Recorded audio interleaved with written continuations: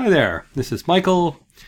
This is my PIDP 3240 Media Enhanced Learning Assignment 3, my PowerPoint podcast, How to Replace an Extension Cord End, by me, Michael Felgner.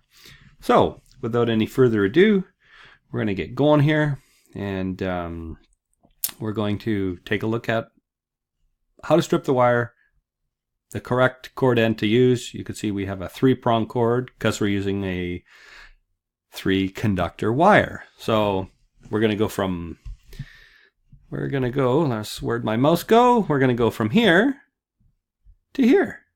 So you can see that with these particular cord ends, these are called the male contact device. And you can see where they, oh, my mouse seems to have disappeared. We'll just wait for the next slide to transition in automatically because it's a bit of a close-up. And what we can show is, there we go.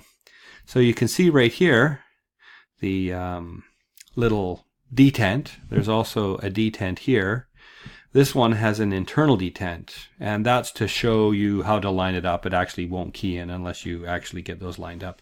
And that's how the body and the male contact end go together. The tools you're going to need a screwdriver to fit the cord end.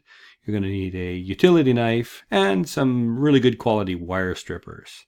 So we want to do a nice job, keep it professional, use the right gauge to strip the wires with, and make sure that we do a proper professional job, as this is an important job to do. The cord end in this particular case comes in 4 separate parts. We have the clamping part, we have the main body, and then we have the male contact end. So the first thing to do is to make sure that we get the male contact end to go through. Okay, we're going to transition to stripping the cable. So we're going to cut the cable. We're going to use a utility knife. We're going to cut just through the outer yellow rubber jacket. We want to cut the outer rubber jacket just through and not cut the conductors themselves.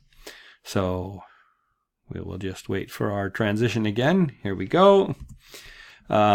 This is what the wire looks like. Basically, I just gently cut off the rubber end, opened it up, and then peeled it off, revealing the conductors and then the twine that's wrapped in there. It's a paper string mix, and that gives the cord strength and also volume. So it makes it so that's a good strong cord, and it will do exactly what you need it to do.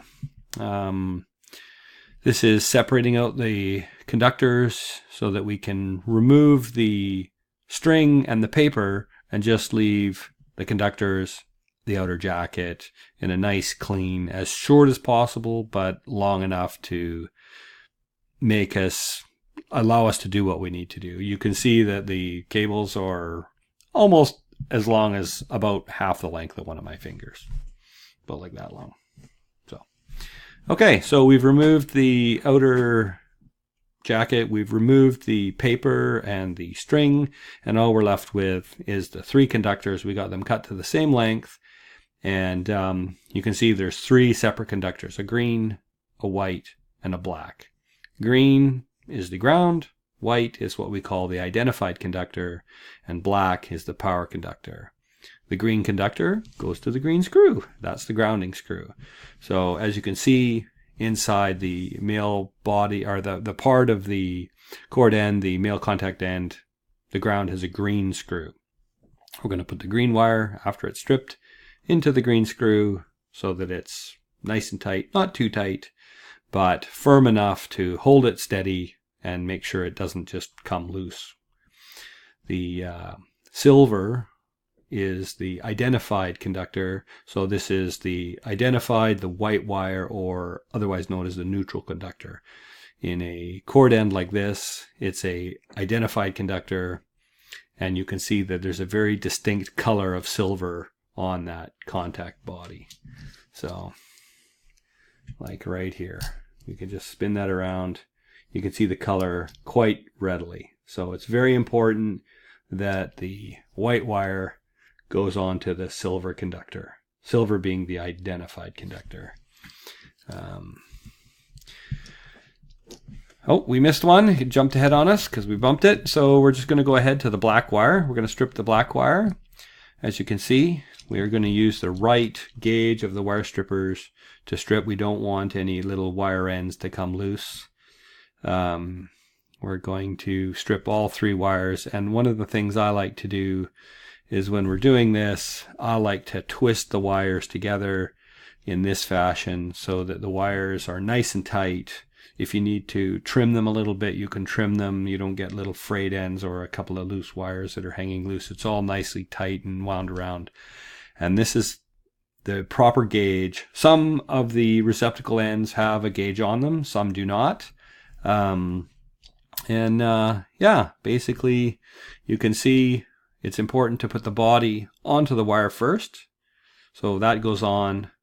We want to make sure that we've assembled this the correct way. Each one is slightly different. Some are 3 pieces, some are 4 pieces.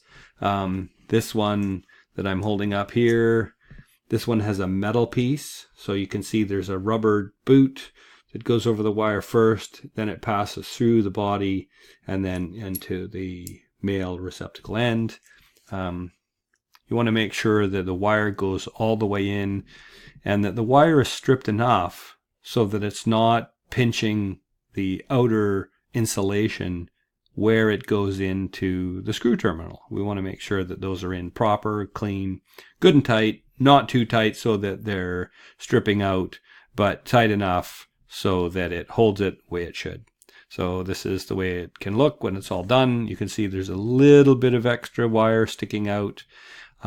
We could trim those back a little bit more if we wanted to, but in this particular installation, this is okay. You can see that the wire is just up to the little bent tab on the green. You can't really see it because of the camera angle on the other one. You can see it's not fully in on the white because that one's not tightened yet. And we're just going to go around. So once we get those all tightened up, we're going to assemble the body, put the body all together, screw it nice and tight, and then away we go. And that's what we end up with.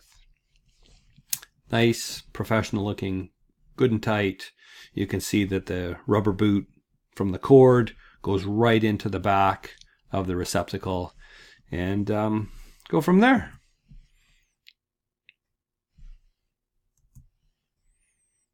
And here you have it. That's our receptacle cord end and Pidp 3240 Media Enhanced Learning. Over and out.